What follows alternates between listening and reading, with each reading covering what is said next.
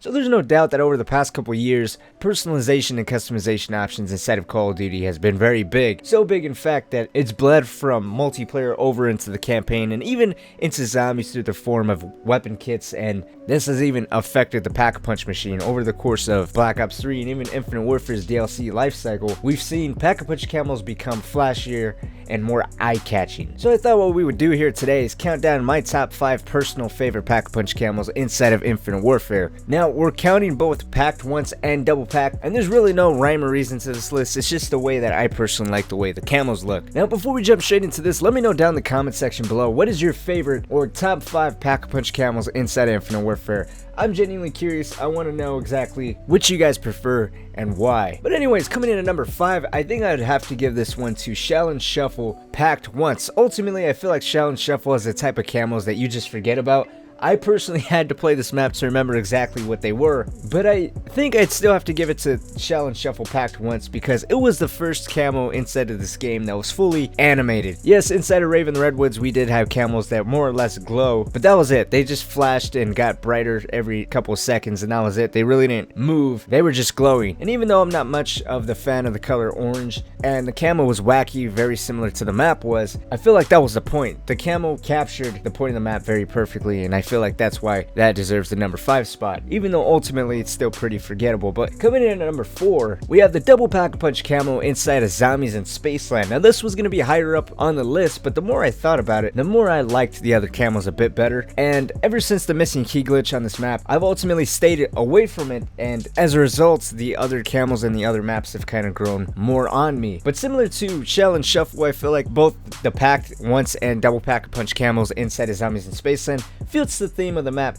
very perfectly, and at first I wasn't too much of a fan of it, considering before Director's Cut mode was a thing, you had to do the Easter egg every single time in order to double pack on this map. So double Pack-a-Punching was a little bit of a reward, at least I saw it that way, and for it being a reward I felt like it should have been a little bit better. That's just my personal opinion. You guys are more than welcome to disagree with me, but ultimately the Zombies in Spaceland double Pack-a-Punch camo is lower on the list because in my personal opinion it was outshined and beat by other camos in later maps. Speaking of other camos in later maps, coming in at number 3, we have the double Pack-a-Punch camo from Attack of the Radioactive Thing. Now, I'm not going to lie, in comparison to the number 2 spot, the double Pack-a-Punch camo inside this map was kind of disappointing, or a little bit of a surprise. It's not like this camo was bad. Obviously, if it was, it'd be lower on the list. I just was expecting something different, you know, but I really love the route that Infinity Ward took with this map, not only heavily inspired from the whole bomb step of the Easter egg, but on certain weapons like the Sentinel, I like how the colors from all of the atoms on your weapon are glowing over certain parts of that gun, which basically makes it look like it's just flashing one solid color at a time, which is kind of cool. I put this in the number 3 spot because it was just barely beaten by the number 2 spot because I felt like that was really good for what it was. But it's personally because I like Attack the Radioactive Thing so much, and I love the setting, and I love the inspiration behind the double Pack-a-Punch camo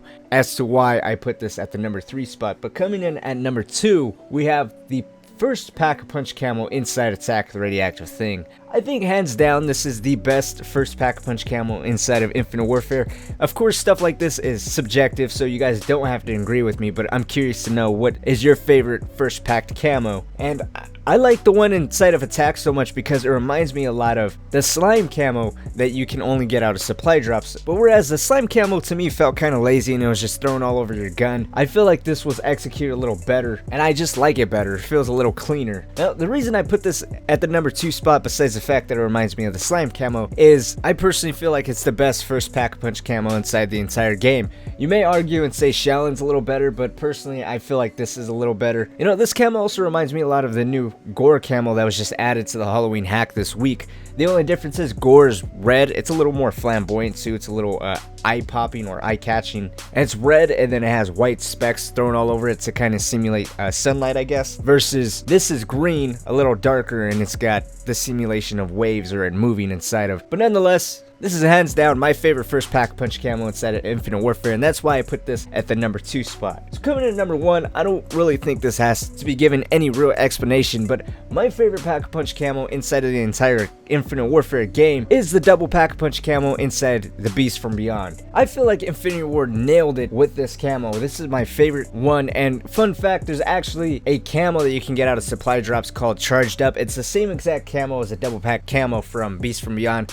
The only difference is instead of green, I guess electric volts going around throughout your weapon, they're purple. But this one was actually really good. During the entire Infinite Warfare zombie season, I was kind of complaining, well, not so much complaining, but saying that Infinity Ward really didn't have the same prowess at creating flashy camos like Treyarch did. Obviously, Infinity Ward did many better things than focus on stupid camos, and I praise them for that. But like I said, with customization and personalization options becoming bigger and bigger inside of COD, if you can't create satisfying camos or even calling cards for that matter, then you're obviously going to be looked down upon for not being able to do the simplest of things, which I personally think is stupid. You should focus more on gameplay than retarded things like that, but I'm getting sidetracked. The double Pack-a-Punch camo inside of Beast from Beyond, in my personal opinion, is hands down the best Pack-a-Punch camo inside of all of Infinite Warfare Zombies. Let me know what you guys think down in the comment section below. What is your favorite Pack-a-Punch camo inside of Zombies as a whole? You don't even have to refrain it inside of Infinite Warfare. If we're talking as a whole, my vote would either be Mob of the Dead or Revelations. As much as I kind of don't really like that map, the Pack-a-Punch camo was the shit. Gore Crovies was actually really good too. But anyways,